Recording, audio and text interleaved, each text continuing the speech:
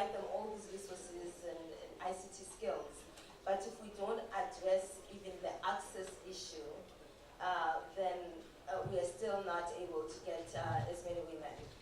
We are at 50% penetration globally, at least near 50%. In this region, only 30% penetration.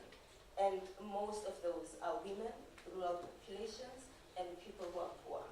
So affordability is a big issue in terms of policies that we need to advance to enable access and promote women in ICT. The adoption of the 1 for 2 affordability target, which the Broadband Council has adopted, is really important in getting us closer to this. But what's even more important from what we've heard this morning is the implementation of these policies, making sure that we don't stop only at adoption, but we begin to mainstream them in all the other ICT policies that we have, so we can truly close this digital divide. Not doing so leaves us in a situation where we are actually exacerbating the inequalities that already exist in our societies. The online world is not unique. We are basically taking the same inequalities we have in our offline world and shifting them over to online.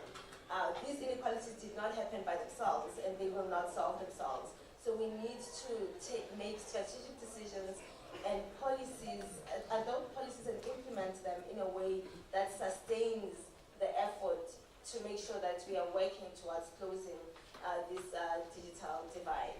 We need to also address some of the issues that exist in the ICT sector as well as online that prevent women from thriving. We want to shine as well when we get into the space.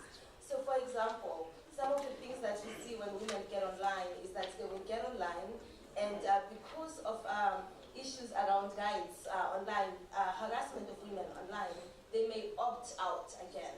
It would be so wonderful even if in the real world we could opt out of participating because we are being harassed, because this harassment happens in the real world as well as online. So we need policies that begin to look at also technologically enabled violence against women that is keeping women offline, in addition to all the other policies that we need to be looking at. So for me, really what's keeping women behind is mainly a lack of policy, and sometimes bad policies. But what's good about that is that that can be reversed. We have to therefore, the same way that we decided that we are going to have an affirmative action to advance previously disadvantaged populations in certain sectors, we need to have similarly positive affirmative action type policies to make sure that we advance women in that area. And looking at universal service access and access funds, for example, our recent research at the World Foundation shows that in Africa, there's $405 million sitting dormant in these funds. How do we begin to open up these funds to address gender inequality in the ICT sector? And that's not going to happen naturally. Again, it's not going to happen by only investing in infrastructure. We have to make a decision to also address some of the demand side issues like digital skills and access to devices.